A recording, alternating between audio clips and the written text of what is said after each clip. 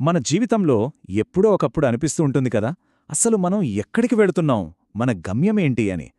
ఈరోజు మనం ఆనంద్ అనే ఒక యువకుడి కథ ద్వారా ఇలాంటి ప్రశ్నలకు సమాధానాలు వెతికే ప్రయాణంలో చీకటిలో వెలుగు ఎలా దొరుకుతుందో చూద్దాం. ఈ కథ ఆనంద్ అనే ఒక యువకుడిది. అతని మనసులో ఎప్పుడూ కొన్ని ప్రశ్నలు మెదులుతూ ఉండేవి. నేనెందుకు పుట్టాను? అసలు నా జీవితానికి అర్థమేంటి? ఇలాంటి ప్రశ్నలు అతన్ని ప్రశాంతంగా ఉండనిచ్చేవి కాదనమాట. సరే, ఈ సమాధానాల కోసం అతను వెతుకుతూ ఉన్నప్పుడు ఆ అన్వేషణ అతన్ని ఊహించని ఒక దారిలోకి తీసుకెళ్ళింది.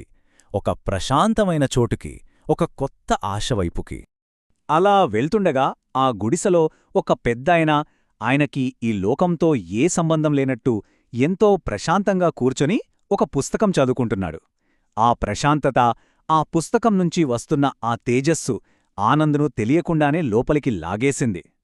ఆనంద్ చాలా ఆసక్తిగా అడిగాడు, పెద్దాయనా, మీ చేతిలో ఉన్న ఆ పుస్తకం పేరేంటి అని.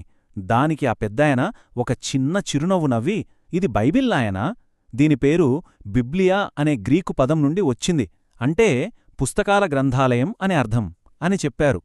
ఒక గ్రంథాలయం అంటే ఆలోచించండి, ఇది ఒక్క పుస్తకం కాదన్నమాట, ఏకంగా 66 వేర్వేరు పుస్తకాల సంకలనం. అంటే 66 కథలు, 66 సందేశాలు, అన్నీ ఒకే చోట. అద్భుతం కదా? ఈ 66 పుస్తకాలనే 2 ముఖ్యమైన భాగాలుగా విభజించారు.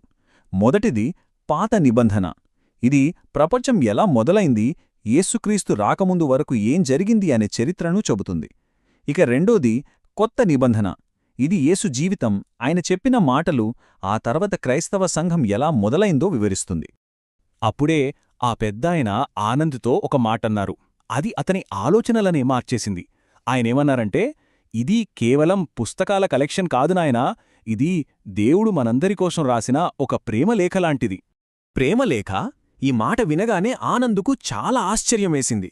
ఒక పుస్తకం అదెలా ప్రేమలేఖ అవుతుంది? అసలు అందులో ఏముంటుంది అని తెలుసుకోవాలనే ఆసక్తి ఒక్కసారిగా పెరిగిపోయింది.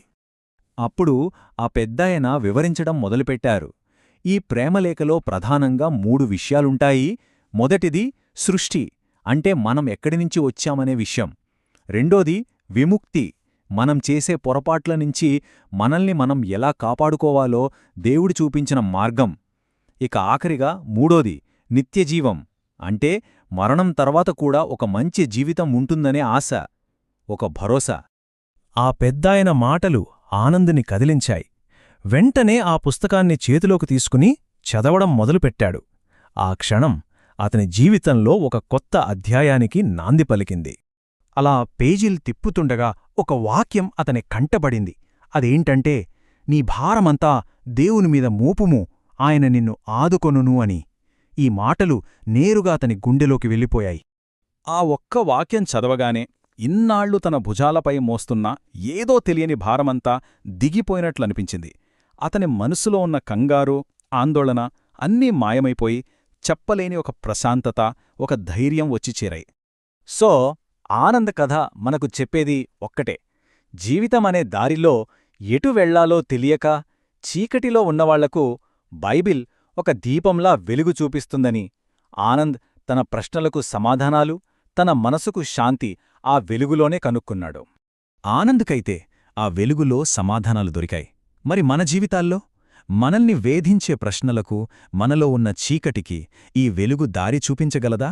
ఒక్కసారి ఆలోచించండి.